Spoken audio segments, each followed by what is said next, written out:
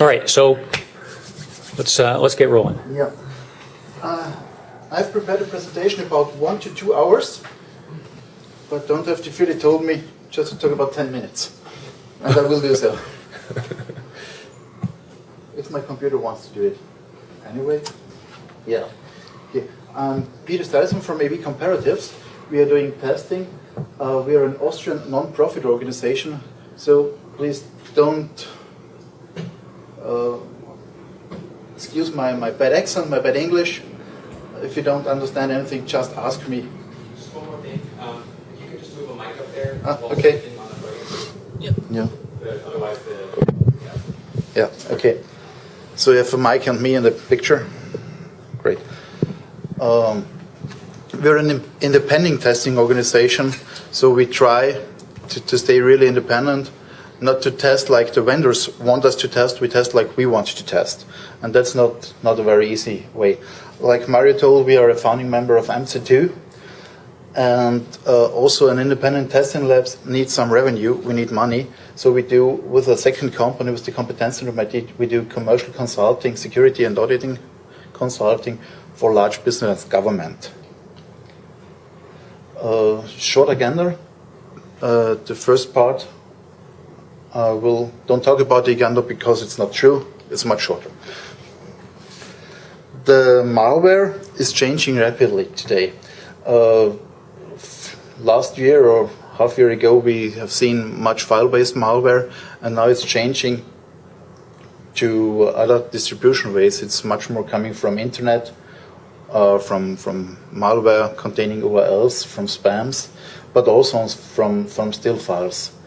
Nowadays it's possible to catch the malware before it reaches the PC. This was for 2 to 3 years. It was not possible. It was much more with the on-demand scans or on-access scans, and now we are more based in the stream. In this way, the on-demand testing is also still important, because you need the signatures and the heuristics part in the AV scanners for clean infected PCs or server or notebooks. And the new features which are provided in the products should be seen, in my opinion, as an addition, not as a replacement.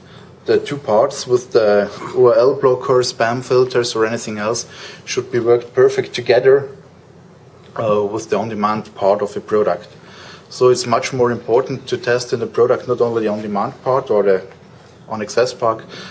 We testers have to look at the product as it whole, all components which are provided from the product, not only the signatures and the heuristics. For us testers, it gets much more harder to test the antivirus products, because in the on-demand test we could see the file is malicious, the file is clean, or maybe it's a false positive. But we have only these three kind of things. Now we have to take care of things like pop-ups where it's standing in the message. It could be suspicious, because the vendor does not always give a clear decision. It has been, there's one vendor which says, with the reputation file-based monitoring, this file has been seen on very rare computers, want to execute it in any way. So the decision is given to the user, and that makes it much more harder for us to investigate the program. About the replicable, the on-demand test could be done every time again and again. We can investigate the file on Monday, on Friday, that's not a problem. But now the URL which is blocked could be away 2 minutes later after we investigate the URL. So it's much more harder to test. And also for the testing lab, we need for each vendor which we are testing our own external IP. Because if we access the same URL from the same IP with 20 workstations, it could be delivered only to the first one which reaches the URL. So it's much more harder to set up the test lab. It's much more hardware, much more work. Also the tailor-made hardware looks at the regional or of the language which is coming. So if you go to a malware URL, you can be rerouted to total another URL depends on the language of your computer, or depends on the IP where you're calling the malware from. So it's harder to investigate because you get different results if you're testing from different computers. Also, the time consumption is much harder. Formerly, we could test it 30, 40 scanners against a large tester with 1.5 or 2 million of malware files. In about 1 week, 2 weeks, it depends on the speed of a scanner. So we could investigate several million of files. And now we need for only one test case about 10 minutes. So it's also the way to interpret the test results. It's a very important thing to the users. Because the statistical data which we are based on gets much more smaller. If we have 2 million files and the antivirus software detects 1.7 million files, there is much exacter data that we get. And when we examine now about 50 URLs a day, the error margin could get much larger. Another part of the thing is that we need an extreme stable internet connection and an agreement with the provider. If you're sending out on cloud-based computing much more malware files, some internet providers will cut you off the internet access. So you need agreement with the providers that they do not block your traffic. And also one external IP for each PC. You need more and more hardware and more development for automatization of the test. We are working together with the Institute of Computer Science from the University of Innsbruck. For our test lab, it would not be possible to do this standalone, so we need the help from the science. We're working with the University of Innsbruck, the Institute of Quality Engineering, and the Institute of Mathematics, which are doing the statistical data. So that's our simplified test procedure, because there are several challenges also in the test. You have every test to start with a clean image. This means after each test, you have to re-image the PC that you can be sure that it's clean and there are no infection on the computer from the test case before. Then we start our AVC test suite, get the configuration and get our processes from a server. And after each re-image, before each test case, we have a look that the AV engine is updated, totally up to date, so that we have an updated Windows and an updated antivirus scanner on it. That we have really reliable results which are up to date, because nobody wants to know what has the scanner done 2 days or 3 days before. It must be up to date. Then we browse to a malicious URL, download it, and if the malicious code was not found during the download, we are going to execute it and have a look at it if it's detected at execution.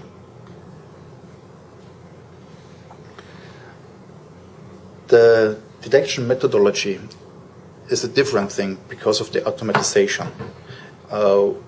It's not possible to have a look at 30 workstations with about 50 samples a day. If you're testing only 20 scanners with 50 samples a day, you have 1,000 test cases. You cannot have a look at it at all because you need 20 guys a day only for this. So we have done an automatization which is tailor-made to each vendor. There are some vendors which are using a pop-up with their own process and their own title.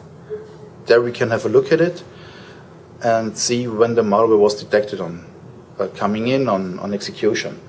But some vendors don't have a own process for this.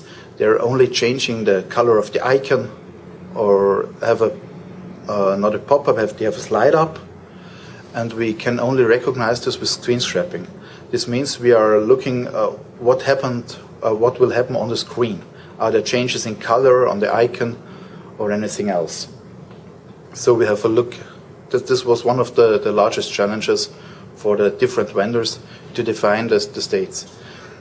And the next thing is, if there is an update, we have to reconfigure the whole part for this vendor. The next challenge is we investigate an URL on Friday and we test against this against this URL on Saturday. In this 24 hours, there are many things which can happen. The malware can change, the URL can disappear, or anything else. So we have to stay sure that we are using tools if we detect that there is no detection, to stay safe, that we don't rate this as a miss if we have the wrong or an old URL. So we are using File Watcher and other tools to compare the computer state before and after the test if there are changes, so that we don't have wrong results in our test. Then we open the malicious URL with the browser.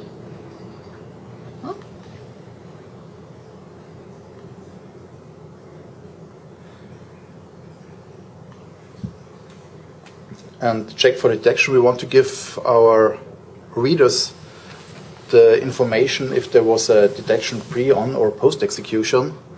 This means the earlier the threat was detected, the better for the user. It's much more better if the threat cannot reach your computer, then you have it on the computer, get it executed.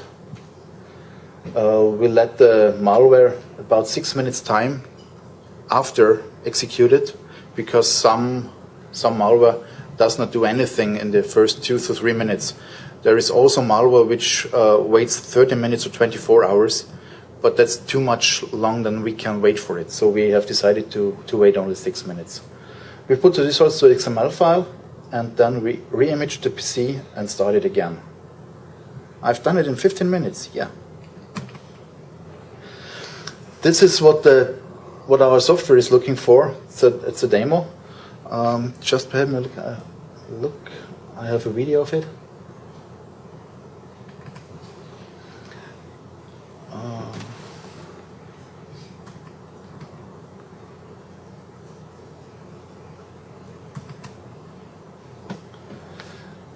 It's without waiting time. There we are waiting for the update. It's shortened here. And then we go to URL, execute it fully automatically. And there is now a detection. That's one of the simplest scanners for the detection. In this way we have used the Avira suite, because they pop up a virus. And if you have a look at this, this is an extra process we see here in the background with a process title. So we can exactly write it to an XML file which detection it was. We also know what is therein. And this is for us, it was detected. Then we are waiting time, it breaks up, re-images the PC, that's not shown here, and starts again.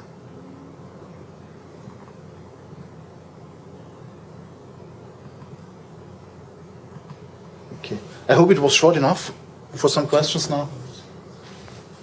Any questions on basic test methodology yet? The AV products you're using, are you tweaking them to be kind of what an enterprise would use, or using home templates, or? At this time we are focused on home user products, but as in the most products the engine is the same. In the most products, not in all, in the most products the engine is the same. The results can be used for corporate products too, but you have to have a look at it.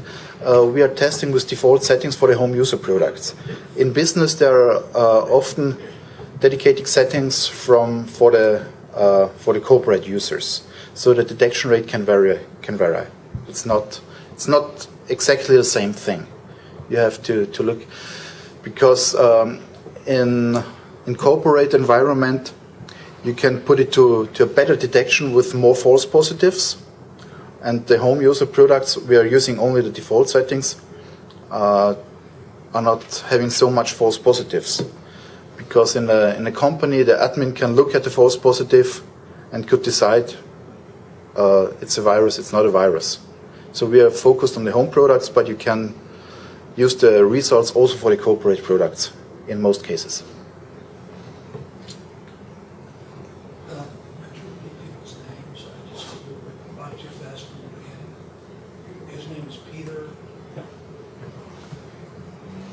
Peter, do you want to Yeah, I go to the first. Try pronouncing the last name. Peter Stelzhammer. It's a little bit difficult.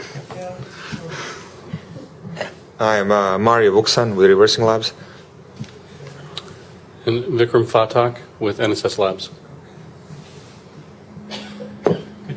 Vic, do you want to add anything maybe as a point of comparison or contrast about some of the methodology you use? Yeah, we tend, sorry, we just work with the mic here. Okay, so we tend to do things a little bit differently. A lot of the principles that that Peter just described, we agree with.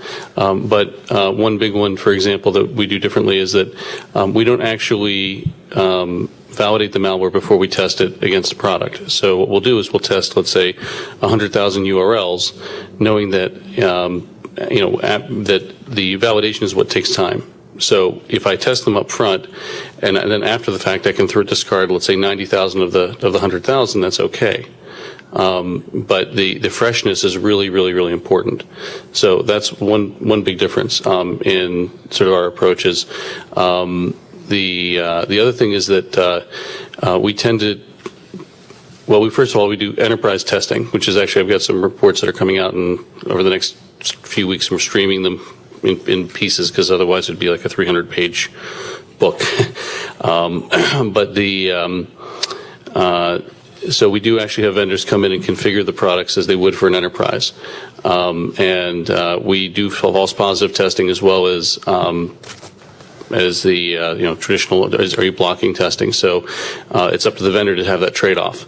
How do they want to set it up? And so enterprises then can look at it and decide for themselves and understand that there's always sort of that trade-off there. The other thing is we focus a lot more on exploits.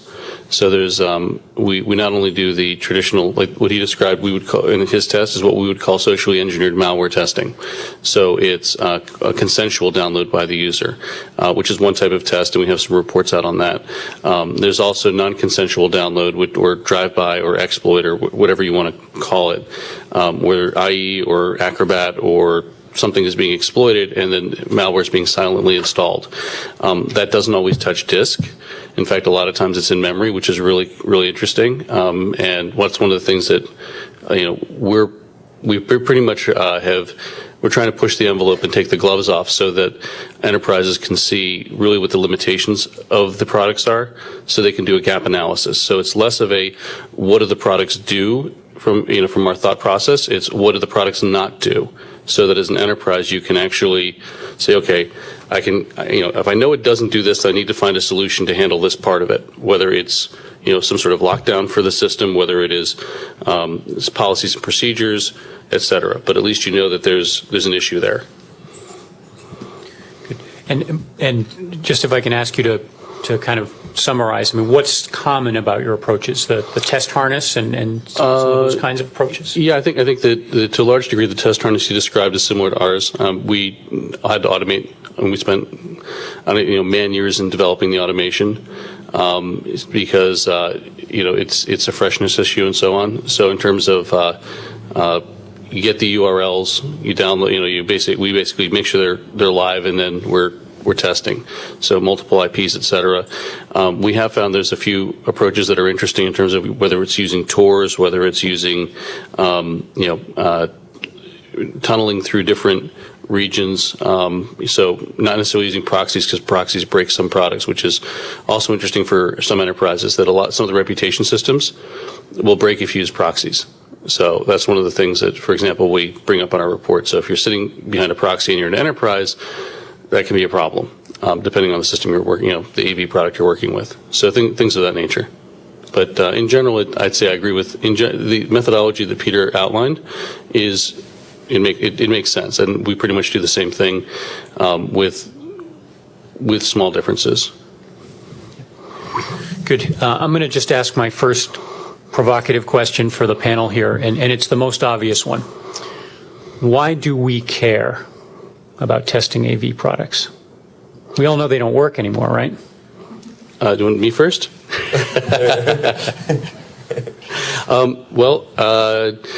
I think just because that's the issue. Enterprises have known for a while that AV products aren't working for them. So being able to test from our perspective is about a gap analysis so that you can, from a business perspective and a risk perspective, figure out where your problems are and then address them. If you're talking about testing from hey, everybody's getting 99% and isn't this wonderful, or, this is the 77th straight VB100 I got, who cares? It's not really relevant. And people really know that that's BS anyway. So I think where people should care is because it helps put pressure on the vendors to make the products work. B is the gap analysis from our perspective. Mario, Peter, you want to jump in? Why do we care? I think what everybody has mentioned so far is that people are dissatisfied with how products work because the landscape has definitely changed. The industry has changed. There's just so many different competing visions, features that all at some level purport to do the same thing, to do the basic protection. Where we all know that the reality is that there is some kind of matrix in terms of what some products do well and what they do not do well. And we're really hoping that meaningful testing should hopefully give us sort of cheat sheets or some way to navigate the sea of overblown marketing documentations that's out there. Yeah. For us, is the testing very important because we want to present as a source for the consumer that they can have a look at independent test results, because in the marketing material everybody is the best one. Mm-hmm. And in our test, we not only now in all tests, we have a very detailed look at the products, so the consumer can get an orientation which product is the best for him. It's not every time it's the product with the best detection result, the best product for the consumer. It depends on what wants it to protect. If you have a look at some products, they have a detection rate of nearly 100%, but they have also much false positives. So the consumer can use our reports to take their best choice. And the thing is, the on-demand detection test with the percentages is not so much important nowadays. It's much more important to have a look at the whole product, so that you're protecting against every threat. Because there are some Chinese products which have a good detection rate. They are very fast. They have a high false positive rate, but they do not protect from exploits or anything else. I'd like you to elaborate a little bit the question, it doesn't work.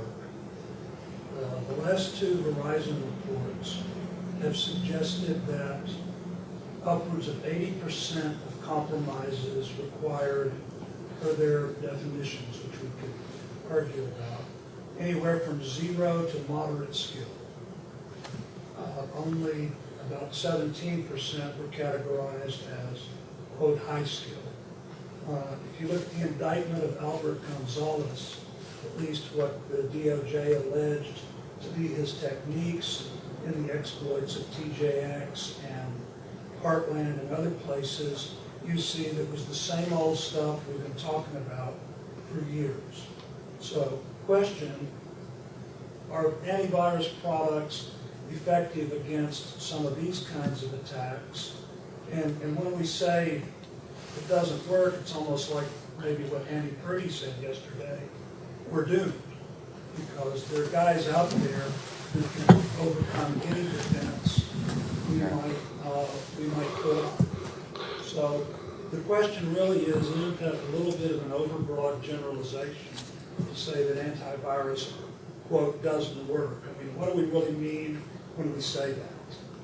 So can I give this to you? Yeah. Because my English is... Yeah. So we break the products into several pieces from an endpoint perspective. You've got a firewall component, a host IPS component, which is to protect against exploits in theory, the traditional antivirus component. Then you have decoders and evasion. Okay, so the idea is that anti-evasion. From our perspective, aside from the basic focus that's been detecting malware, the AV products are pretty good at detecting malware, okay? The problem is that that's not what's being delivered most of the time. Okay, the things you're talking about, TJX and so on, they're exploits. And, in our tests, and again, they're going to be coming out, but most products from a simple evasion perspective, which is Metasploit, everybody knows what it is, it's free, it's available. Most have at least 2 or 3 major evasions that they miss. So if you miss one evasion, it means that I don't care if you detect the malware or not, I can detect the exploit. If I run an evasion, you're not going to catch it. So all of a sudden your detection rate of 80% or 90% became 0. So when we talk about this being, they don't work, I mean, there's some fundamental issues in general across all products. And this is not any one product. Some are worse than others, but all products have issues in one way or another. And, you can evade every single product with not rocket science. This is, some very basic stuff you can do. Go download Metasploit and you can do it tomorrow, kind of a thing. And so, from our perspective, and especially from talking to a number of AV vendors, during our testing and post-tests from prior tests, they don't seem to get exploits. It's a different mindset. It's just like access control people, firewall people don't necessarily get intrusion detection. There's a bit of a mindset gap. People are still talking about, send me the sample. And it's like, well, there is no sample. It's an exploit. It's a flaw in IE or in Firefox or in Acrobat, and you run this code at this offset, and boom, I've got a reverse shell and I own your box. I can do whatever I want. There's no sample per se. It's all memory resident. And, we've had, I'm going to pick on AVG now because I can. We had a bit of a spat with them last month where they said, they detected Aurora. We said we had a quick report saying they didn't detect Aurora. They said we were wrong. The screenshot they offered as proof was using Firefox. Aurora is an IE exploit. It doesn't affect Firefox. So the fact that they're blocking it with, saying, little pop-up saying it's blocked, it was just like, okay, there's something fundamentally that people aren't getting. And it's not everybody. I mean, there's obviously better and worse, but across the board, there's no one product that is catching everything right now. So when we say, failures, or they don't work, it's because it's so easy to get past them. Because that's... Well, another thing I would like to add, you should talk about the packing. Okay. I mean, before we get into more detailed, because at some point we could get into very detailed technical descriptions and how anti-malware product suites work, and it's for us super interesting, super exciting, very sort of difficult to explain to general public. But sometimes when we talk about sort of enterprise exploit stories like TJX and the like, I mean, this is really enterprise problem, organizations that should be quite sophisticated in how they perceive and view security. And at many instances, the question comes down to anti-malware suite. Are they, are they really that sort of the standard bearer of security? Should they be covering everything, or should we just start looking at all kinds of other protection techniques in sort of, almost like a blended approach to securing various facets of your organization? It's very sort of amazing to me that, after so many years, that the industry has been around, there is very little sort of this detailed understanding of, of what type of technologies you should be investing if you are protecting an enterprise, especially if the enterprise has a really large cash flow, just the way TJX had. We are extremely competent, well, maybe we are not, but we have like 2,000 years of experience of dealing with physical security. Meaning, we know that some locks are better than others. We know it's still breakable. All sorts of miscreants could get around. We have hinges. If you're on the ground floor, we can put the bars on the windows. We could use flak jackets if it's a really crazy third world country, etc., etc. I mean, we definitely definitely, as people understand that security is not sort of the one tool meets every need, and that for different kinds of situations, you should be looking for other ways of protecting yourself. You're not going to say to the guy who, who got your locks, why my car is, vulnerable to, I don't know, bombing sprees. Mario, if I can just synthesize what I understood here is that you're suggesting that the products in many ways are solving a smaller portion of the threat landscape than maybe many enterprises think they are solving. Mm-hmm. Is that essentially your point as well? What I'm hearing him say is, obviously defensive depth is a big deal, but I guess, I bet you most non-sophisticated users, even corporations, assume that, exploit, malware, give me a break, it's all stuff your product should be catching. And that's certainly how the products are marketed. And that's how the products are marketed, yeah. That's not, and that's part of the problem. The marketing is gotten way ahead of products' capabilities. I'm shocked to hear you say that. Yeah. We have a question from the back. This is very interesting that I hear this. I'm in the IT industry. I'm on a number of lists with what I know are sophisticated IT administrators, and a lot of them don't even get it because they quote, like recently this topic came up and they're quoting, well, this AV product done on the Virus 100. The reality is that they're only testing, they're on the 100, but they're only testing for 20% of the stuff out there. So even the enterprises think if they make some of these lists, it's a great product. And the stuff doesn't include the category of exploits and all the other. So let me redirect this back to the question and segue just a second here. So we've talked about that we've got issues with what the products are being used to solve, and by extension what we're testing. So you kind of slagged VB100 a couple minutes ago. Let's talk about what's wrong with VB100 and the wild list and some of these other methodologies. What's the problem, and what do you propose to do that's better? Well, I'll start with the wild list because it's just such an easy target. Oh, sorry. I'll start with the wild list because it's such an easy target. So the malware that is in the wild list is provided by vendors. So of course they're going to do well, and they share it with one another. So it's sort of like, okay, here's the questions that are going to be on the test, and here are the answers. Now learn them and then come into my lab. So if you're not getting 100%, frankly, you're an idiot. All right. So, and it's the same thing with, I'll say the VB100. I'm going to pick on ICSA. When you tell people and take the approach of, memorize the answers. Here's the questions. And that's why you can say on certain tests, we don't certify people who don't get 100%. Like that's, when you see people make those kind of claims, it means that, their testing is fundamentally flawed. And it's, and that's, right? I mean, would you agree with that, Peter? Yeah, full. Yeah. It's true. How about the VB100? Effectively the same thing. I mean, the entire process served well, when it was invented. I mean, really have to start saying, looking at that wild. I don't know. Do we have it on some slide? Maybe it's on here when the wild list was invented. I don't know. It has over 10 years to it. It was the threat landscape was different. Products were different. We were using computers in much different way than we do today. And at that time, it was simply, let's vendors get together and at least see what are the relevant threats in the wild, because people, there was not that many samples as we have today. So there was a fair amount of inventing your own samples for whatever testing, detection purposes, marketing purposes. Nowadays, you could spin the story whichever way you want to, just based out of the on the live samples.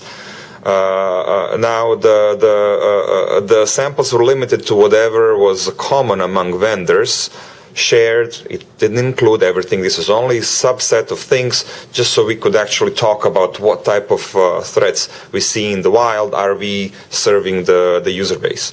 That was the problem from 10 years ago, and this process definitely sort of the relic is statistically insignificant. It's tiny percentage of samples that we see out there. They're definitely not fresh because they had to have been in the wild for a long time for the vendors to agree on their inclusion into the core. But I guess the only value you can see that is the sort of the stupid argument, meaning like if you don't detect the wild core samples, then obviously it's not a serious security organization to begin with. That's one part where we are collecting our samples. We got some samples from vendors too, but after each test we get the question from all vendors: where have you seen those samples which you're providing to us? Because we are using about 60 honeypots worldwide to collect samples.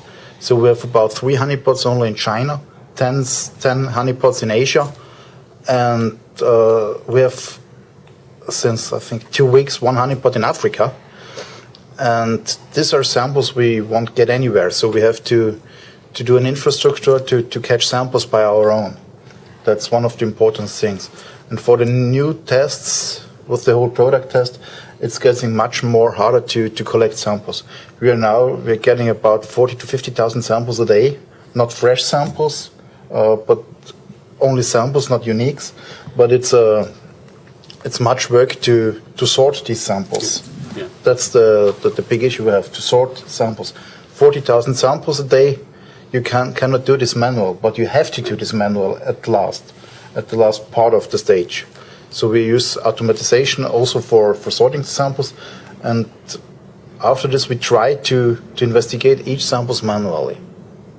After sorting manually, and this is one of the big deals where testers have to get samples, and it's not easy to use about 60 honeypots. So also in this way we are working with the university. So if I can just summarize what I thought I heard there, it's really at least 2 problems. The first is that the existing tests are canned. Yep. The wild list might be called the caged list, Yep. if one were being honest. Yep. And the sheer number of samples that everybody is seeing, and the numbers you mentioned, Peter, are very similar to what the vendors say they are seeing every day, tens of thousands. Yeah, so from a So these 2 things, just the sheer scale of it and the nature of the test being somewhat rigged. Well, so to give you an idea, the way that, from a volume perspective, we are now, as of yesterday, we are now getting over 10 million URLs per hour. Okay, we don't know which of those 10 million are bad. These are early suspicious, possibly. Now, no AV vendor can take those 10 million and just say, oh, I'm going to block all these, because 99% of them are perfectly valid and there's nothing wrong with them. Right, but for us, the good news is it's a matter of our perspective is throwing hardware at the problem, right? Automating the problem, and basically if we can go to hundreds of thousands of URLs, and then at the end of this funnel, if you picture, okay, here's all the stuff that's suspicious. We run the test, and then after the fact, we can say, okay, of that 100,000 we ran, here's the 800 that we know are bad. Then that's okay, right? But it just means that we're doing a lot more work. And, the benefit for us is that we tend to be able to be ahead of the AV vendors because, again, I don't have to know as a tester that it's a bad URL before I test somebody, right? I just have to know that it's suspicious, and then after the fact I find out it's bad. The vendor, before they block something, has to know it's bad, right? So I'm at an advantage compared to the vendor. And that's how we can measure things like time to block and so on, which is actually one of the more critical aspects. Because it's not just what percentage are you getting, it's how quickly. Because if you look at the way campaigns are run, and that's the other thing, is that the way that attacks happen nowadays are not traditional one person. There's campaigns against organizations that happen. They do spam, they do Twitter stuff, they do Facebook, they'll do any number of different ways to get in. And all they need is one way to work, right? But these campaigns tend to go in waves. So catching a campaign while it's active in testing is really important when it comes to seeing how effective an AV product is. Because if an AV product blocks something after the campaign's over, well, who cares? It's not doing anything anyway anymore. It may be a real malware, but the command and control's been shut down and they already harvested everything they wanted to harvest. So there's a whole other issue of time factor that's not taken into account in most tests either. And that's what Peter was talking about, is how quickly these things happen. It's one of the biggest challenges. Okay, two questions from the back. Yes. Okay, I want to be sure I understand what you just said. Are you testing solely for malware? Are you testing for exploits? Are you testing for whatever is bad? It's well, whatever is bad, but we separate it out. So we have a socially engineered malware test, which is the consensual download. You know, getting a video codec because you want to see something and it contains malware, or getting a Yahoo toolbar from a third-party site that they basically injected malware into the Yahoo toolbar. Things like that. Okay, that we do that. It's socially engineered. Then we do the non-consensual or drive-by testing as well, and that's you know, a lot of phishing sites and places like that. You know, they'll try and get you to nicely give you their information, but if you're not going to give it to them nicely, they're also, you know, owning your box half the time and taking what they want anyway. So we test for both, but we break things out so that from a logical perspective, we can present the information to readers. So you're actually evaluating antivirus on a broader number of criteria Yes. than the vendors themselves are doing. They may be doing it, but their marketing material are representing something different. Let's hold that for a Generally. second, because I have a question I want to ask on what's a real test look like. So let's address that in a second. We had another question in the back. Okay, you talked about, you know, campaigns and stuff, and years ago, antivirus stuff was sent out, you know, massively for everybody. Isn't it today more kind of targeted because it's now financial business, and so they're really trying to stay low, and they're looking to get into specific places? So it's not like, you know, you get this massive amount of stuff coming out. You get highly targeted stuff that's individual. So It's both. It's not either or. So you see the massive stuff that's, you know, continually going, where people just throw stuff against the wall to see what sticks from a, you know, bad guy perspective. We're also seeing what you talked about is very targeted.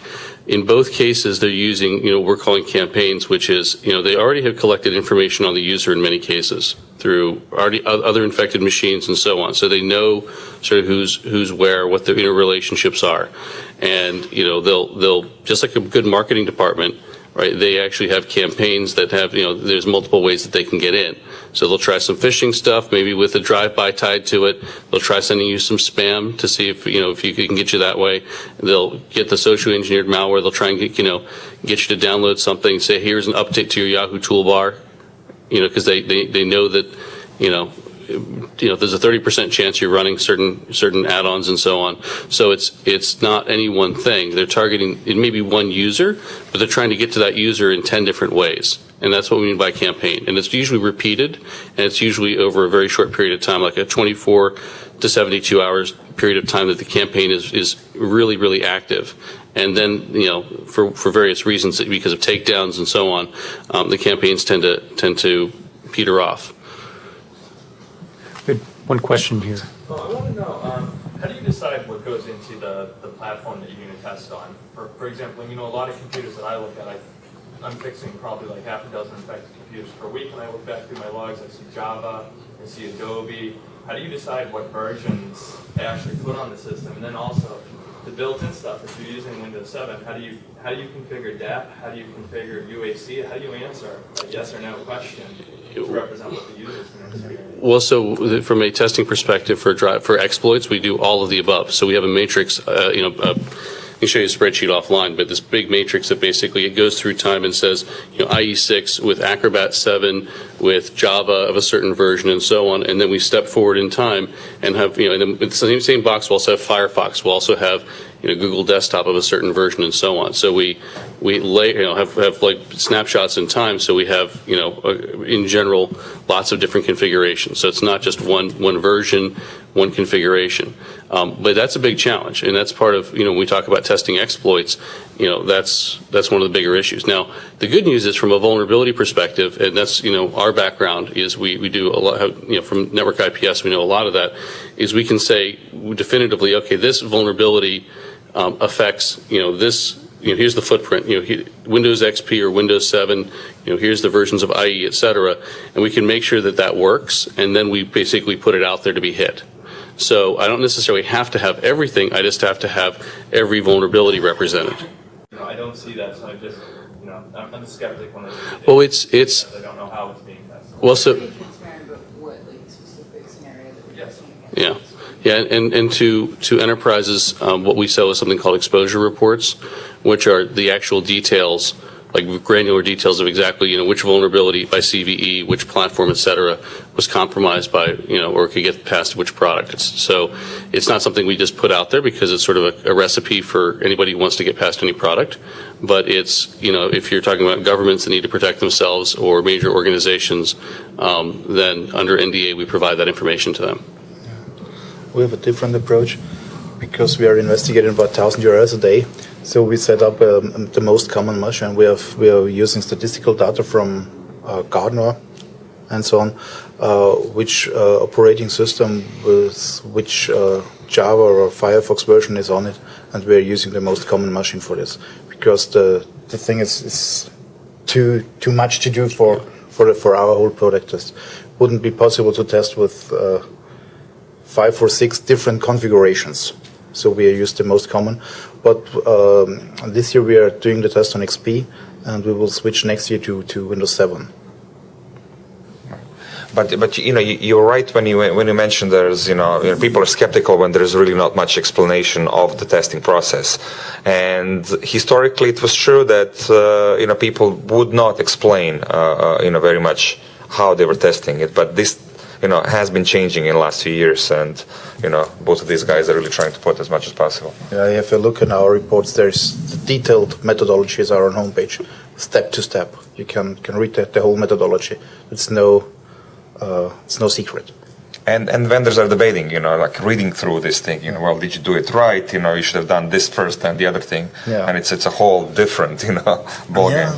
Vendors want us sometimes to do the test like they want to have it, But I mean, when once it's out open, I guess the debate is good, so. Question from the back. So I'm curious, are you trying to measure the coverage of these products against like all of the CVEs that are available or against the malware that's available? Because presumably some CVEs are exploited more often than others.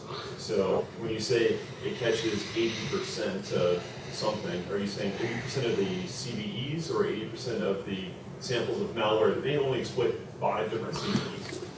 Well, okay. So this is why we separate our tests into socially engineered malware versus the, the exploit drive-by stuff, right?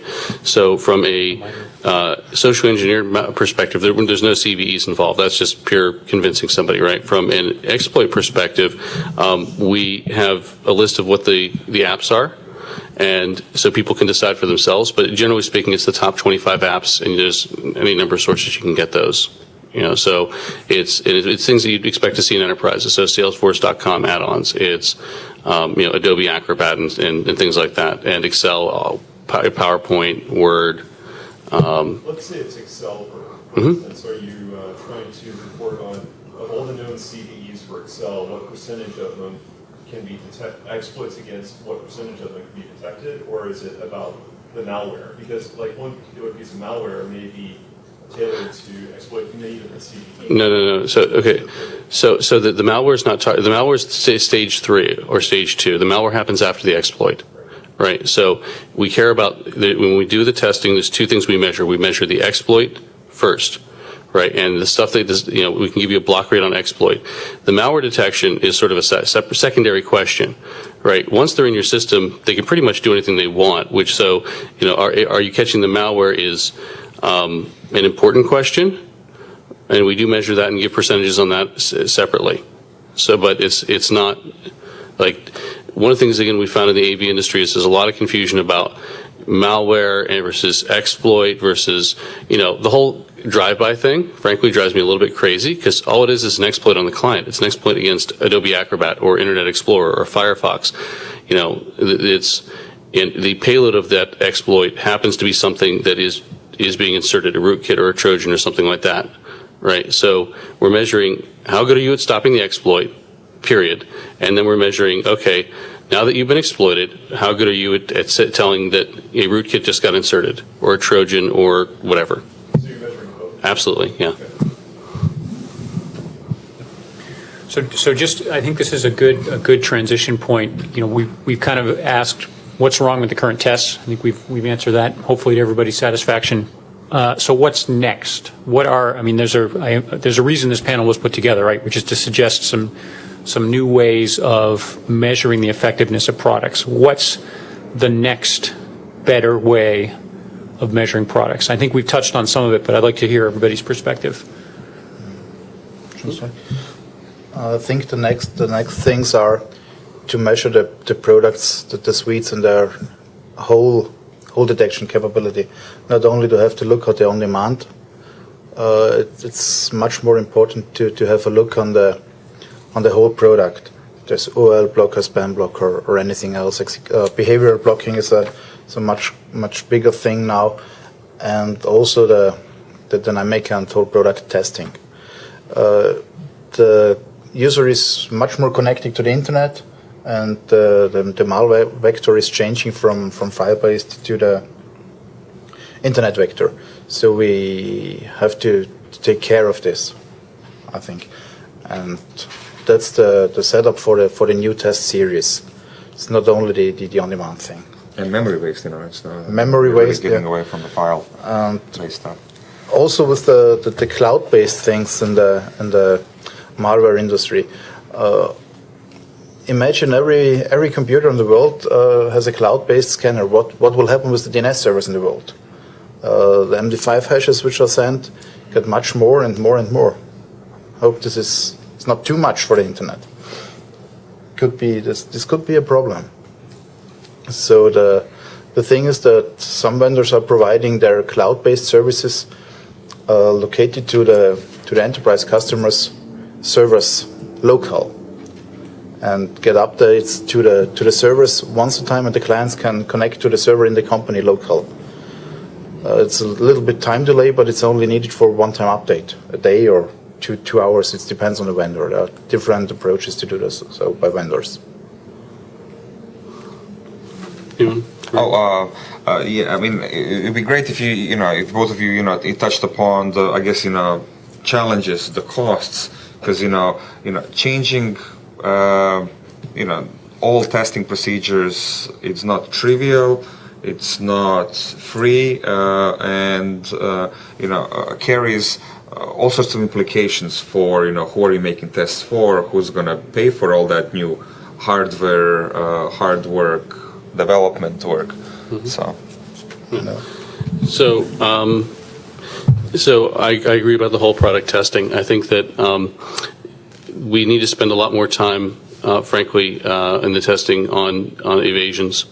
I think that's an area where it's been a bit of a taboo in the AV industry, but coming from the network IPS industry, it's sort of standard that everybody knows, here's the 15 different things you can do, with TCP fragmentation, or TCP segmentation or IP fragmentation, or as we move up the stack, various different things, right? Same thing with AV. There's different types of URL obfuscation. You've got, different types of encoding, base 64 encoding, et cetera, right? Even compression. I mean, Mario and I were just talking the other day that, most AV products, let me ask you a quick question. Who here runs WinZip? Latest version? Yeah? Okay. Most AV products can't detect malware if it's compressed using the latest version of WinZip. There's no excuse for that. That's the kind of thing that testing needs to show, because then vendors will add it into their products. And in terms of why don't they have it, product development cycles are long. I hear all kinds of excuses, right? But at the end of the day, it impacts you, and that's so focusing on the areas like that. I mean, yes, 100% real world testing. We absolutely have to have it, but being able to show here's the real world. Okay, we went out to these URLs and did drive-bys and did socially engineered malware, and then being able to take it back and say, okay, from a host IPS perspective, we ran X number of exploits using Metasploit, and we were able to compromise these systems. And oh, look, these guys gave us a pop-up saying they blocked it, but I got code execution anyway. What are they doing wrong? Like, we'd be shocked at how many times that happened in our last test. I've got videos I'll show tomorrow, which were somewhat humorous. And being able to take that and say, okay, well, they get X number of exploits. They get X number of evasions. Now let's take that and compare that to the drive-by numbers, and then look at the drive-by samples and say, why are people missing? Is it, the bad guys are doing the testing. The bad guys know which evasions they can use to get past any AV product. Like it's just the good guys who've been sort of had their hands tied by the AV vendors because they haven't wanted to be tested in those ways. So our perspective is, gloves have to come off if we're going to do a service to the industry, the AV industry, as well as to consumers. So in terms of where is it all going, I think that you're probably going to see a lot more conflict, at least between us and the AV world in the future. Hopefully not that much. I'd love to not have that, but you're probably going to see it. And you're probably going to be seeing a lot more real-world testing. Folks like Peter, ourselves, are dedicated to doing that because that's the only way that you're going to have a real idea of what's going on. Now, we've talked in general about some of the shortcomings with the methodology and how we need to improve it and so forth, but you all have a lot of day-to-day experience looking at the performance of different products. So I'm going to ask a naughty question. What two products do you really like, and what two products do you really not like, just from a general trend standpoint? No pun intended. You won't get any answer from me if this case. Okay. So if I put all the products together, I would pretty much catch just about everything. So I wish I had a product that existed that would do that.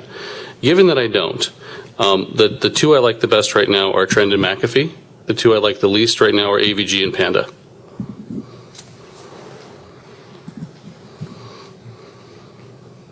No, we stay as an independent test lab. There's no recommendation and no. Sorry for this. Really. I'm just curious about why the shyness. It seems like we're all friends here. We're not being we are being videotaped. I'm sure I'm going to get hate mail after this. Mario, do you have a perspective on this? Even though I haven't seen all day-to-day testing. I've seen most of the products in action, and I've played and tested with them, but I haven't recently seen the wealth of the products in their whole product suite. So I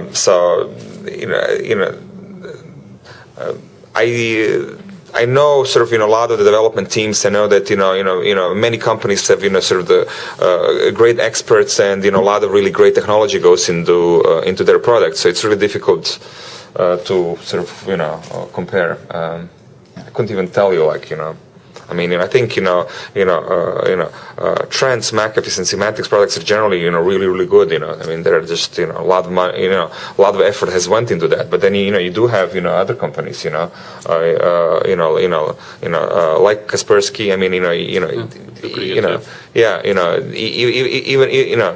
even once you mentioned, Panda and AVG have spent, a lot of time building the suite, and they do some stuff well.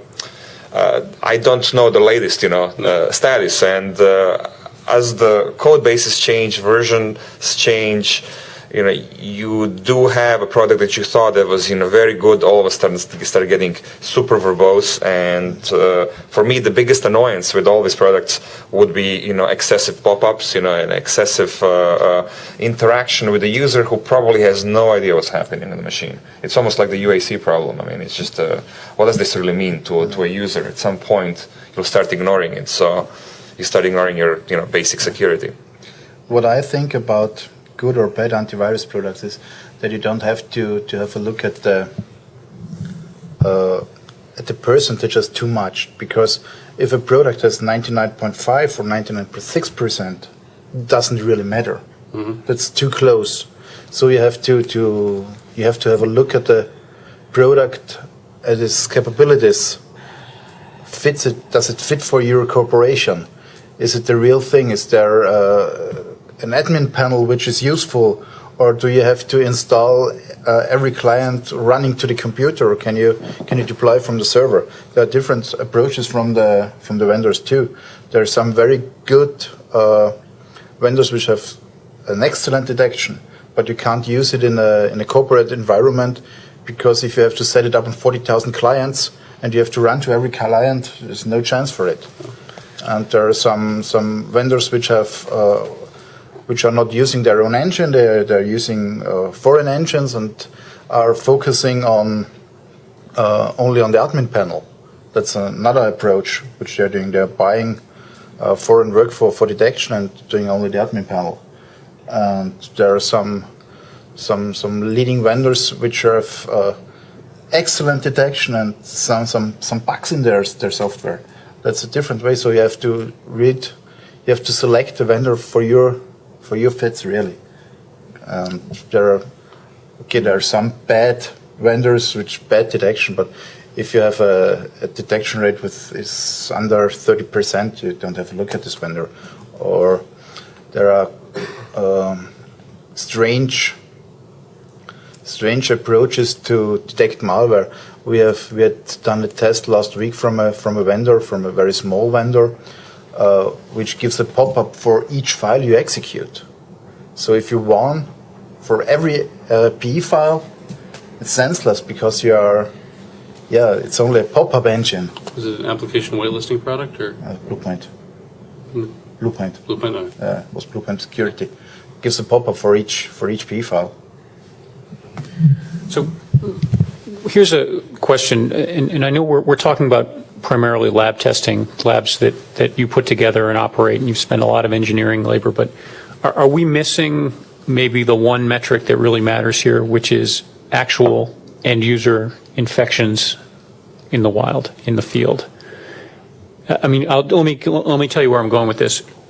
There are folks out there that make a handy living detecting botnets or detecting other kinds of infections. I'm thinking of the folks like Damballa or Rick Wesson, for example. And I saw a report that was partially commissioned by a branch of the U.S. government that's this thick that summarizes the infection rates across all of the Fortune 500 based on what he's been able to observe externally, right? So he doesn't have probes inside the network. He's looking at traffic and trying to figure out who's infected using estimates of their employee base and all that stuff. So not too scientific, but nonetheless, there are plenty of organizations that are trying to that have figured out that there are things happening out there.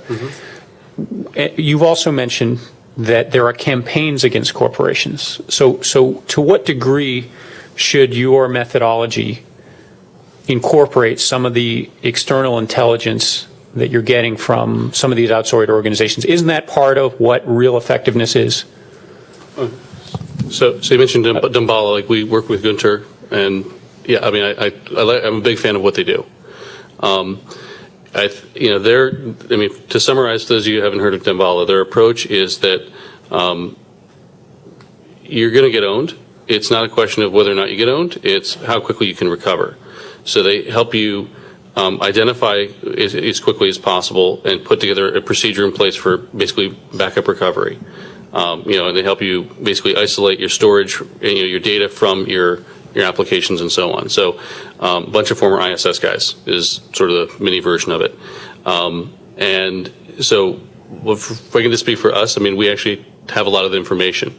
Like I've got malware that what's this way, not detected by 97% of AV products.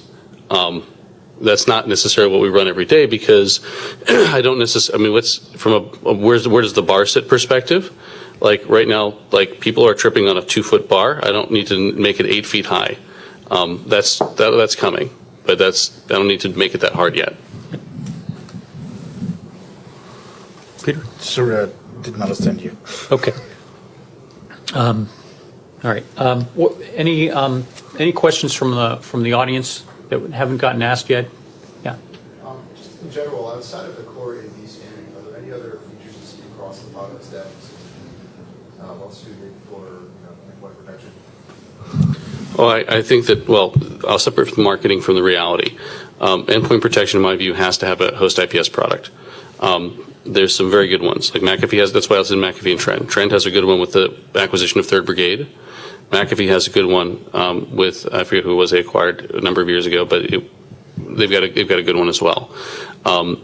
If you're not looking for the exploits to happen in memory, if you're not doing vulnerability protection, then you're not only 1 or 2 steps behind, you're like 10 steps behind the bad guys.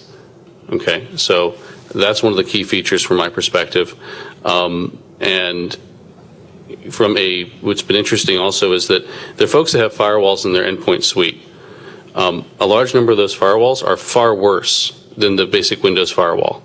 And when you enable their product and you disable the Windows firewall, you go from having a stateful firewall that locks down most of the ports to a firewall that's not stateful and it opens up most of the ports. I mean, it's fairly, so in terms of worms just running through a network like wildfire, I'd make sure that whatever product you have has a firewall that's stateful.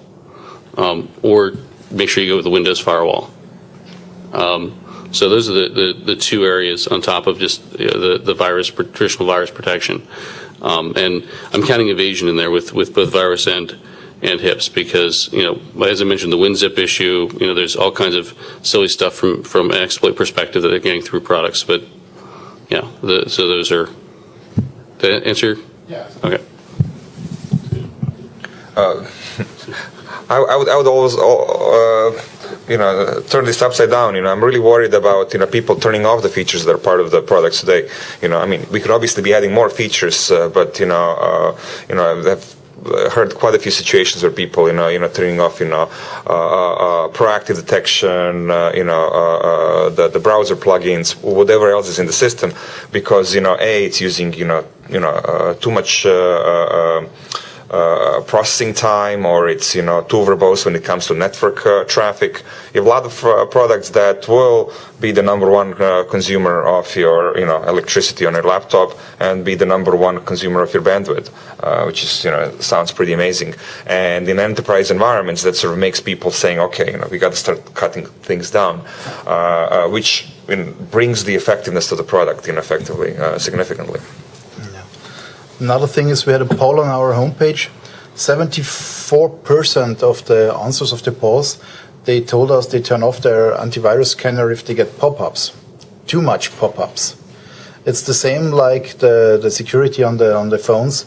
If you get Bluetooth spam, twice, 20, 30 pieces a half hour, anytime you will accept because it's so annoying. So that's a problem that users are switching off their antivirus products. And in the side of the home user, 34% of the home users are turning off their antivirus product while gaming. That's also a big issue because you're vulnerable even if you're gaming or not. Doesn't care what you're doing with your computer. Could be an infection anyway. So it's important that there is a good performance on the scanner, that you can use your workstation in any time, any case what you're doing, and it's not too much annoying because the users are really turning off their computers if there's too much pop-ups, or they cannot do anything in any way they will accept. Do you really want to run this exploit? Yes, I want, because I want to get rid of the pop-up. So it's a difficult approach for the vendors to give not too much pop-ups. But you have to inform the user what happens. It's a very sort of deep ethical question. I mean, do you really want to inform the end user? Do you believe that the end user is going to do the right thing? Yeah. Yeah, well, there you go. Users never do the right thing. Question just for everybody here. What should folks here in the audience, or maybe folks that are not in the audience, when they read a press release that announces results from something that you've done, or AV test, or one of these other, or what should they be looking for? How should they read the reports that you issue, or the press releases that they see, or the stories about the tests? What should they be thinking about? What should they be asking that might not be obvious? I mean, you all write these for a living. What should the audience here know that maybe isn't in the report, or how should they be digging deeper? I can give you an example. There was a press release from a vendor we tested who told we got 100% detection on Windows viruses. That's very good. But Windows viruses are only, I think, at 12 or 13% of our test set, because much more is Trojans. So they are picking out the good things and writing it in the press release. Or another vendor said, we are the best antivirus, the best single engine antivirus. Not the best antivirus, but it's the best single engine antivirus. You have to compare the press releases with the written reports because they're picking out the best things. Or another press release was, we are the scanner with the best performance. Yes, they have been really the best scanner with the best performance. But if you have a detection rate from only 40% and the false positives, more than 500 false positives, you can be very fast. If you scan anything, you are the fastest. So you have to compare the press releases with the reports. That's very important. And you have to interpret the reports by yourself. That's another thing. So you have a look at the reports and you have to pick up the data you need. Andy, did you mean the reports that companies publish about test results or the test results themselves? Actually, I originally meant the reports that you publish, but I actually like the way Peter answered it as well, which is, and I think you can answer both, which is, what should you read when a vendor talks about their about their results, and then what should you think about when you're reading the reports? So it's really a two-part question. Well, I don't know how to answer it's just a reality. It's just, it's saying, the Jamaican bobsled team can say we are the Jamaican bobsled champions, and it's true. I mean, the fact that it just, participating in the Olympics is a different story. So I'm not sure whether we'll be able to avoid this sort of scenarios.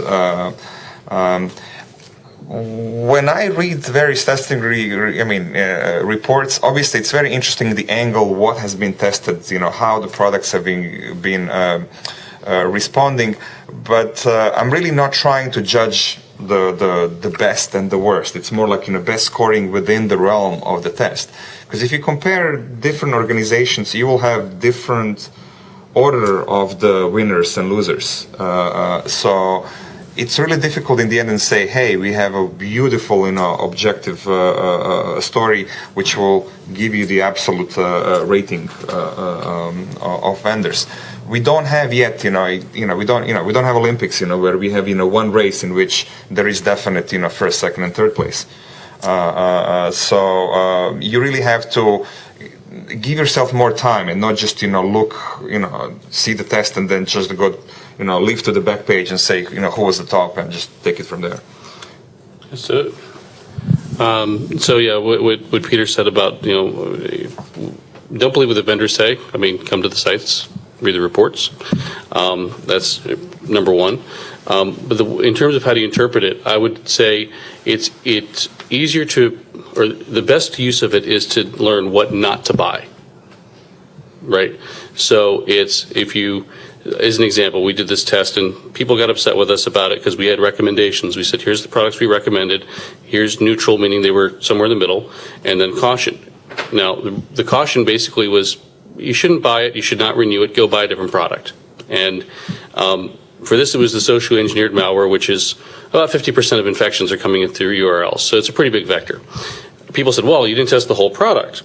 Well, if the airbag doesn't work, let's say Toyota, if my brakes don't work, then, okay, it's not the whole car. There may be other wonderful attributes about the car, but I'm going to go buy a car where the brakes work, right? Same thing in this case. If there's something major that doesn't work, cut it off your list.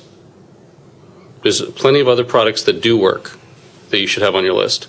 And that's how I'd say it's using our reports. It's the top. I mean, there's always a margin of error, right? So I look at the top few vendors and say, okay, they're good. The guys at the bottom, I know I don't want them, right? So, and then as Peter mentioned, I mean, there's management attributes. There's other things that are important as well. So hopefully that answers. Yeah, but I mean, I would add to that, Vic. Is that I mean, people still need to, you need to read the report to understand, Turing testing for the airbags.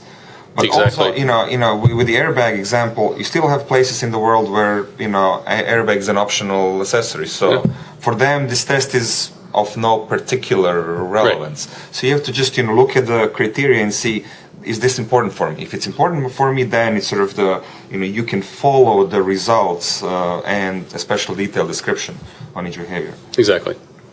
So I want to just kind of push back on the panel here. I mean, I understand there's subtlety in the reports, and you have to read it, draw your own conclusions, and so forth. But at the same point, I mean, there's a reason why Consumer Reports exists, right? Most people just go right to the chart and they look for the ones with the filled-in circles. Well, we make recommendations for that reason. Okay. So, but is that the best we can do? Which is, these are the ones that are okay, and everybody else you can whack. These guys you should whack from your list. I mean, that seems to be where many of my enterprise customers are, which is they have a set of vendors that they perceive to be more or less okay. They recognize that nobody is fantastic, and that they're going to be, there's a certain amount of mediocrity in all of them, and areas where they're all good. And there are some vendors, and then there are people that they know they just don't want to buy. I mean, is that essentially the best we can do right now? No, I mean, I mentioned before that we sell the exposure data, so the detailed information. So the idea is that you could look at your SIM product, let's say, or your patch management product. So you have BigFix, or you have ArcSight, or whatever. You have vulnerability management. We have information of what endpoints you have. We have information of exactly what got past each product. So you can match those things up and see which product works best for you. And we sell that database. So frankly, that's where most of our revenue comes from. It's not from. I mean, the test reports themselves are sort of the marketing piece to let people know that, we've done this test, and if you want the detailed information from an enterprise perspective, talk to us. So I think here you sell consulting, right? So, yeah. What we see in much companies, that the antivirus products are wrong configured. That's one of the things. There is a antivirus product installed, but it's not maintained. That's one of the problems. So in these cases, and also in governments, where there are IT guys, but they don't have any ideas sometimes from what they are doing. So they need an external consulting from a company, or even from the vendor himself, that he goes into the company and have a look at their product, because they are sometimes totally misconfigured. That's a big problem. And you can use the best product, if you're not configured in the right way, it's very bad. And that's in large companies, we have seen this. Yeah. So, I mean, my view is the test reports themselves, again, they're informative to a certain point. But, when you start talking about buying a product, I mean, I believe you need to get scientific about it. You need to do a gap analysis. You need to, really take a look at it. That's not something you're ever going to get out of a report, because everybody's environment's different, and that's where, Peter's Consulting, or the work that we do, really comes to play. I think it boils down to the trust you have in the testing organization. I mean, it's sort of like some people love Gartner, other people love Forrester, right? So they read one or the other, rarely both. And when it comes to sort of Consumer Reports, I mean, how many people in this room actually have Consumer Reports subscription? Anybody? Oh, one, maybe, or two, So it's not really something that 100% of the users will ever subscribe to or be interested in checking the recommendations. So I think it's not such a severe story. I mean, I think are very much a skeptical lot to look for things that are interesting to us, and then once we're building the reputation, reading interesting things and start believing certain recommender, we are influenced.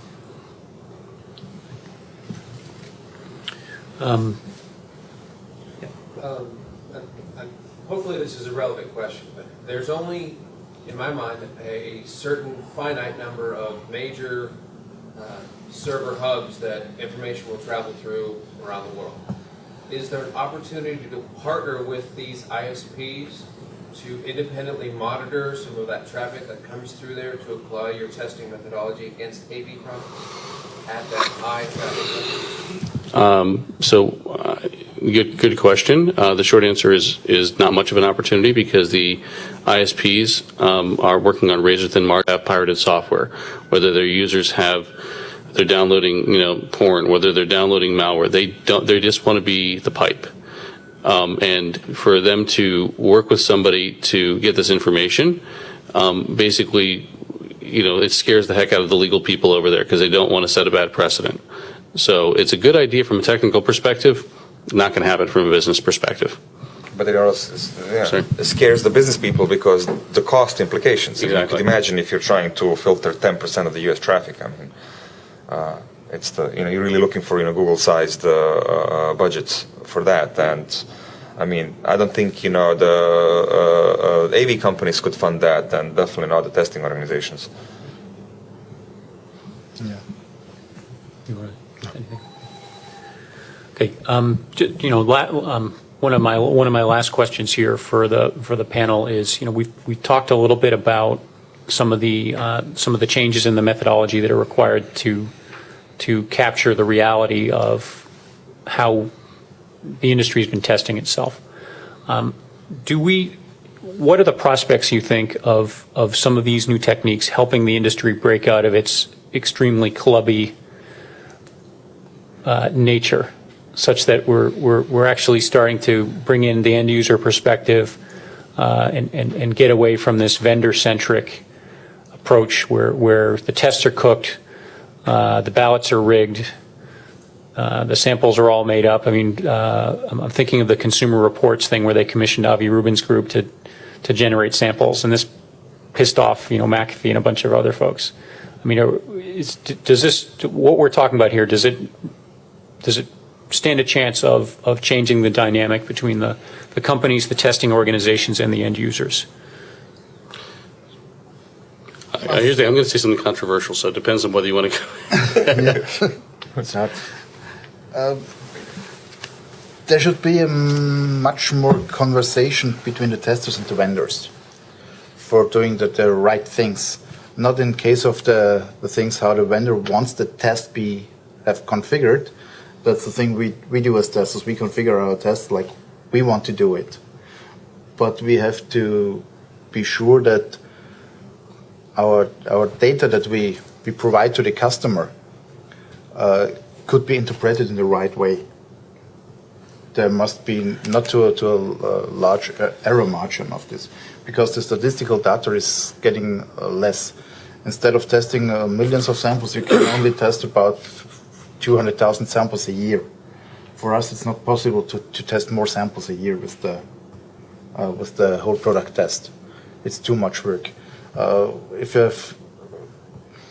For the on-demand test, we need about 30 workstations with 2 terabyte on hard disks on it, and that's it for the whole product test.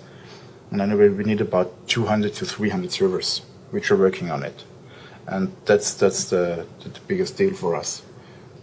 Nowadays we have about 400 terabytes of data storage in our lab, and all over we are using with honeypots and FTP servers about 600 workstations, and that's the big deal for us to get the financing for this. It's much expensive than a few years ago, and much more work. The most expensive things are the guys which are doing the tests. On-demand test it's possible to do for 3 to 4 persons, and the whole product tests we need about nowadays we are 8 persons which are doing the tests, and we need more and more. That's the expensive thing on this thing. So better collaboration between the vendors and the testing organizations. Okay. So I think that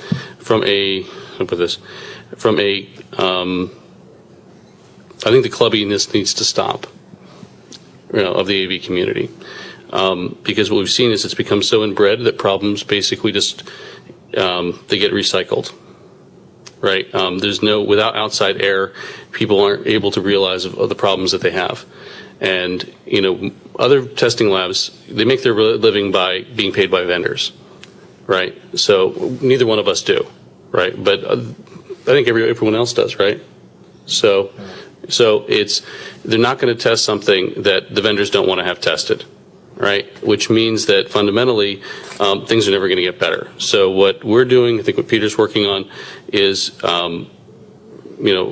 showing what the way things really are. Okay, now in terms of the clubbiness, AMSO is a great example for researchers to share information with one another. I think that's wonderful because the bad guys are ahead of everybody. From a from an organization that does anything beyond that, it's a bunch of vendors and their pets, and I think that frankly, it's probably a cartel, and it's probably, has some antitrust issues here in the U.S. So I don't believe in, in general, I don't believe in AMPSO in terms of trying to make testing better, because they've proven they don't want to. They're trying to hold back testing until they can make their products better, so that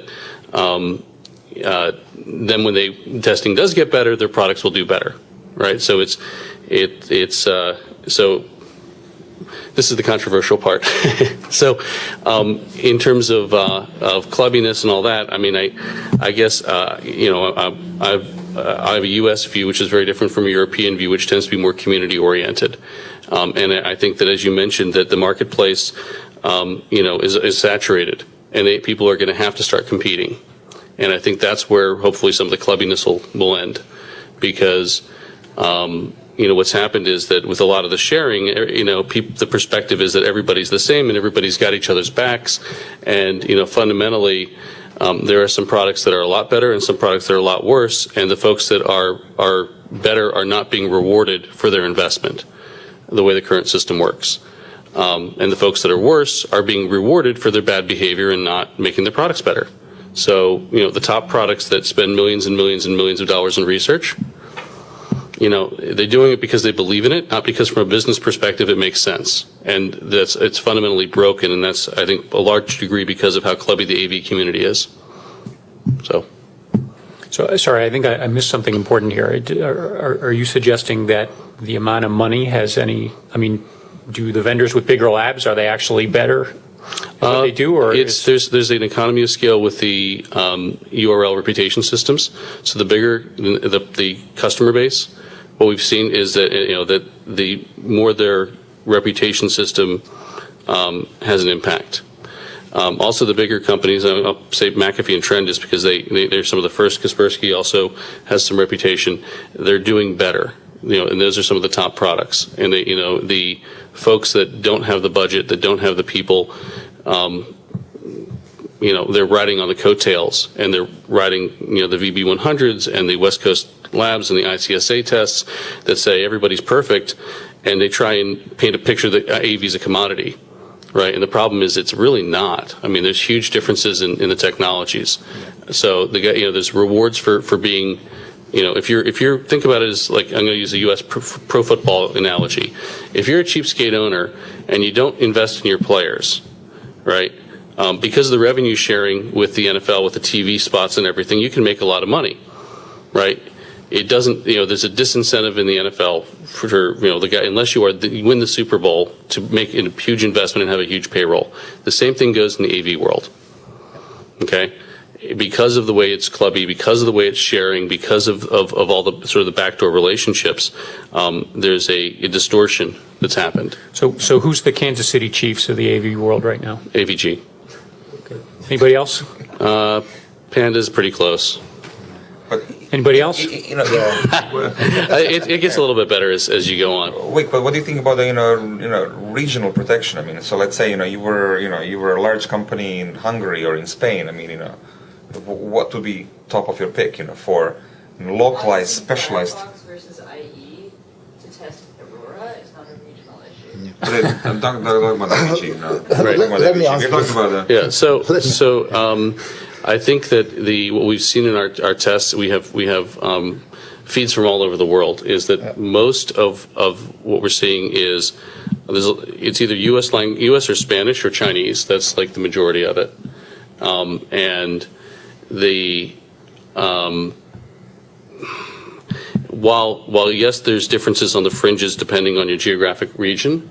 That's less than, I say, 1% to 2% right now. It's important. It's going to grow. But the geographic distinction has been way overplayed. When you're getting 28% versus 88%, 1 or 2 points based upon your region doesn't make much difference. Yeah. I'm just asking from almost like a service-based perspective. Is that most vendors will first of all take into consideration needs of their top customers, and if they're based out of Germany, Czech Republic, whatever, in Spain, is they are most likely going to have the lots of large local customers with lots of localized problems that would not be seen by other vendors, perhaps, and their protection would be heavier in certain regions. And certain types I of think that would be areas. great. I think it'd be great if it went that direction. The problem is that everybody's sharing. So the actual differences tend to be in the engine, not in what they're seeing beforehand. And when I say their engines, What do you mean it's by sharing of samples? Yeah. But the daily sharing of samples is a tiny fraction of what everyone's seeing. I mean, if you're seeing 50,000 samples, and I don't know what are the typical sharing amounts. Well, it 500. tends to be the same sources, though, right? I mean, everybody as an AV vendor knows that, the trend sources are pretty close to the McAfee core sources. They're pretty close to the semantic sources. It's you have a wide enough distribution, and it's all pretty much the same at the end. So the regional argument's interesting if you are basically saying I'm only going to care about the people in Spain, for example. Right, but the problem is that's not the way the information is received and harvested. I'm more focused on the targeted attacks. If a bank in Spain are going to send to whatever their provider samples to be examined, evaluated, and fixed. So there's a few takedown services that are global that everybody seems to talk to. Right, so you got the internet identities of the world. You got Team Cymru. You've got folks that they work across borders, and so. And Mark Monitor, folks like that, again, work across borders. So it's I hear what you're saying about like specific banks and whatnot. And we are seeing a lot more targeted, but again, that's a lot more. If there's a 100% increase because we're going from 2 to 4%, it's still not the other 96% that we're seeing. I think we got time for maybe one question or so. You had one in the back? No? Okay. Yes, ma'am. Hi.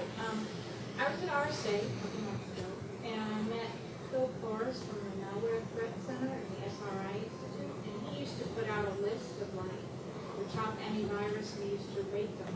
And he recently got pressure to take that list down because the companies were on back, so he doesn't put it out anymore. And I was just curious if you know that research, whether it's valid or not. I know of it, and I guess my take is that it was one view. That there was nothing wrong with the research. I think that it was not as full a picture as it could have been. But having said that, I fundamentally disagree with him being pressured to take it down. And it's a shame he did.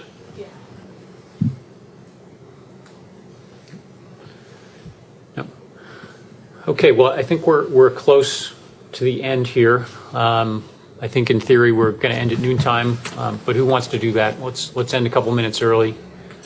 Give you a chance to get some lunch, coffee, whatever. Yeah. So anyway, thanks for everybody coming today. You've been a good crowd. Thanks for asking tough questions, and I'd like to thank my distinguished panel. So.